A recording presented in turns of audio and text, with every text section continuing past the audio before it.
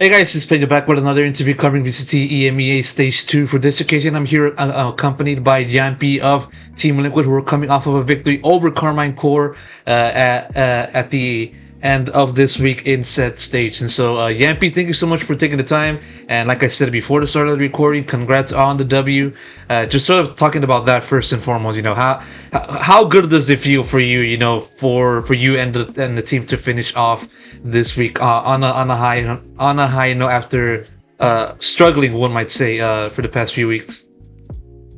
Yeah, it feels amazing. I gotta admit, we haven't won in a while a game, so just getting a win, and I could say kind of clean win. Even though the first map was close, but we lost both pistols even in that game, and yeah, second one was super clean from us. So I'm just like super happy how we played and how we won. Of course, that we won is of course important, but just the way we played, I think that brings me more like happiness that we can actually do this. And like Casey, they are definitely not a bad team, and winning against them feels really good, especially after as you said, we've been struggling a lot lately.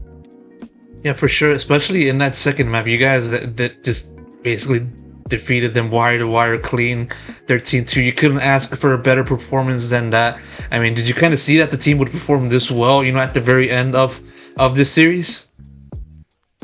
Yeah, I mean, after we won the first map, we just thought that, because of course we knew that we don't have like a basic comp on the Sunset, so we knew that they kind of had to adapt on us, and let's just play our own game, what we do every single day on the practice. So we didn't kind of put any extra pressure that we have to win 2-0 or anything. We just went with the mindset that let's just play, like they lost the first map, pressure is on them, we have a weird comp, and they have to adapt on us, so just like play our own game, basically. I gotta ask about Sunset, because your team has not really played that map in around 2 months or so, and you guys then obviously selected that map in the map draft. I mean, what was the thought process behind getting that confidence to say, okay, now it's time to go for Sunset, let's go. And in addition to that, what led to you guys just adopting that no duelist comp? Because no duelist, a pretty interesting approach. So I mean, what kind of led to those two things? I think exactly that we tried like these more of default comps on the map, and we never really got it going with those kind of things. And then we saw some teams playing this kind of comp, and we just tried it. And then even though at start we were playing super bad with it, we just kind of committed to it because exactly it hasn't been our best map. So if we have this one map where we are a little bit different, it doesn't matter too much. And then even though like the practice has not been the best maybe with that comp, we just fully trusted and committed that the enemies have to adapt basically. Then I gotta ask about first map in Bind. Much more closer that time compared to Sunset. Like I said, very close, but you guys were able to pull it away. What do you think made the difference for you guys in order to pull away at the very end and then come out on top? At the end of Bind, and how did that then kind of play into the momentum from that point up until map 2? I think staying calm. I think that's one of the things that we have struggled as a team on stage, that when things get super hectic, that we kind of lose our play style and we start to hesitate. And that's like one of the things that we have been focusing on practice. And it was our goal basically today to not, even though it was 10-8, 8-8, and we are winning these close rounds, that things are still in our control, that we are not, or when we are playing with exactly, it's in our hands, the game. And we try to keep it that way instead of focusing too much of what they do.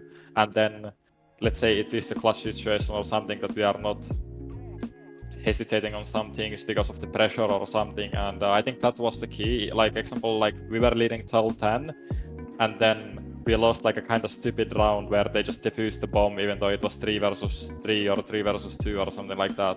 And we didn't let it to get into our minds. We just said that it happens, go focus on the next round. If we win, it's good. Definitely did do that, doing it, winning, finally, as I said, ending this week on a high note. Just want to now ask about how the team's form been so far in stage 2. As you said, a pretty rough stretch for you guys to start off this regular season, but despite that, what were some of your takeaways from just the past 2 weeks facing BBL and then Vitality, and even also like coming off of stage one, getting out early in playoffs. I mean, how difficult was it for you and the team to kind of go through a stretch like that? And in addition to that, what do you think was the biggest issues that the team faced amidst that time frame?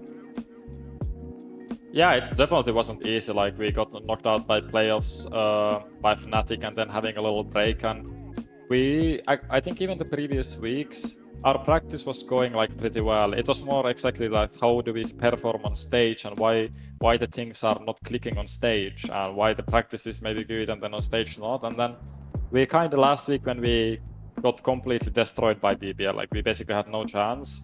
We kind of hit a reset button. If it will make sense that we just not of course forgot everything what we have played, but we kind of started again from some things that we need to focus on, put all the effort on those, and then we didn't come like to win technically. Of course we tried to win, but we set ourselves goals, and then when we come to the game or before the games, we try to achieve these goals. So even though, let's say the goal is to win every clutch, if we lose the game, but we won every clutch, then we are happy basically. And we started doing this kind of things more, and I think that helped us. I think another interesting aspect that happened this team, of course, I gotta say the new IGL with Nats coming in a few weeks ago. I might be wrong there. You can correct me on that in your answer. Just sort of how has it been just having him as the IGL, and what kind of things has he brought to the table in terms of his calling and his strategy making to the team, and how it kind of compares to that to what it was like when Enzo was on the driver's seat. I don't really want to compare the Enzos and Nats in-game style that much, but I think Nats, he brings this calmness. Everybody knows his personality, and maybe that's exactly what I said, that we have been kind of hesitating and hectic in these stage moments, and of course that we haven't been playing well on the stage one and kickoff, and we kind of needed a change. And like we just tried this for a little bit, and it has kept going. And I think exactly what Nats brings the most is the confidence and the belief in the team. He's really confident as a person. He's super calm as a person. So when you have an IGL like that, and then everybody trusts it, it can bring good things. I know. Well, first thing, I know you're not Nats, so I don't want you to put words into his mouth. But how are you kind of seeing his like calling IGLing stuff? Because I believe, I might be wrong, but this might be his first time being in that position. Just sort of what's been your impressions of him going a little bit more into that? I think the thing that he's super open also as a person, that he wants to learn. Of course, at the start, like his IGL, like he has never done it before, so he's IGLing, of course, and he was super open from us the need that he needs help, or like we're trying to like help him as much as we can. Even though he's the IGL, he still needs to learn a lot of stuff. Also, Enzo has been a huge help on that also, because Enzo has been an IGL, and even though Enzo is not the main IGL anymore, he's been helping Nats a lot also from like how to call and what kind of style. And I think, yeah, he's learning a lot, and he's that kind of person that can take criticism on the calling, and he's willing to learn new stuff all the time. So it's like Enzo's like the secondary main caller, behind Nats. Is that kind of how it is? We don't really have a secondary caller. It's more about everybody brings their own things to the team right now. Okay. Now one more question before I wrap it up, because we're out of time. As of now, the team currently has a 4-5 record, well within the fight of qualifying for playoffs, and then getting one of those spots for champions. Should you guys make it there? Hopefully. One more match. I mean, defending champions, Fnatic. I mean, the classic match, a derby match, whatever one might call it. Just sort of, still a match. What's your impressions of just Fnatic, and how you feel the pressures might affect you guys? Because this is the final match of the regular season for you guys. Yeah, I don't think the pressure is on us because I think everybody sees them as the favorites. And as I said, like we just have to set these goals and not think about the playoff spot that much. Because if you start thinking about these playoff spots that we have to win, we have to win, we have to win, then you just start playing worse. So I think we just go to the game that it's another game as like any other. But of course, personally, I really like playing against them. Just the history between the orgs and the players in the team. Of course, they don't have their full roster as Leo is not here. I'm not sure if he's gonna play next week, but as for now, of course, it's a little bit different for them too. But yeah, I'm super excited to face them, and we are ready as a team, definitely. Most definitely, and I believe the rest of the fans will be looking forward to that match as well, myself included. And so that's it. I'm gonna wrap up the interview right here. Jamppi, thank you so much for taking the time during this interview, real quick once again, and thank you for answering all my questions. That said, best of luck to the team, but most importantly for yourself for next week. Thank you so much. It was a pleasure.